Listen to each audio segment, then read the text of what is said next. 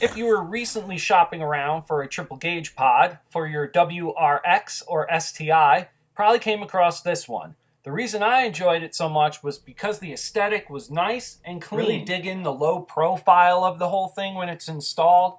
But I am here to tell you, if you are proficient with installs like this, go for this one. If you are not, I'm telling you what, this thing defeated me.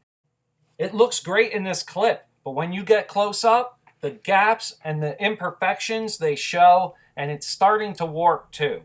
And at a price point around $35, it was also the most inexpensive one out there. You take a look at the hardware, everything looks good.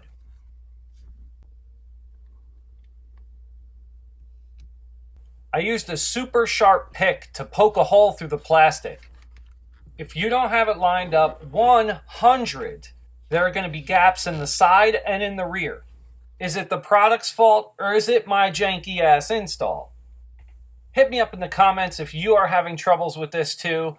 Well, stay tuned because this next video is going to be a hot topic. We've got a narrowband sensor with a narrowband gauge.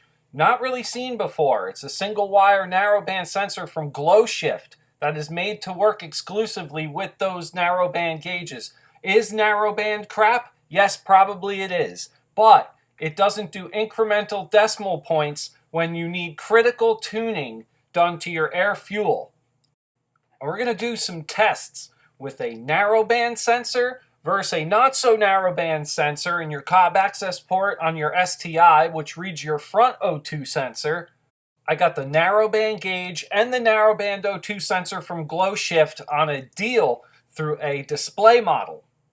Yeah, so stay tuned for this one because I made a shocking discovery where I was able to track down a vacuum leak that may have become a serious issue with this narrowband gauge. Just to reiterate, if I did not have this gauge, this leak may have become a serious problem and may have gone undetected for a very long time until I noticed something on some type of data log.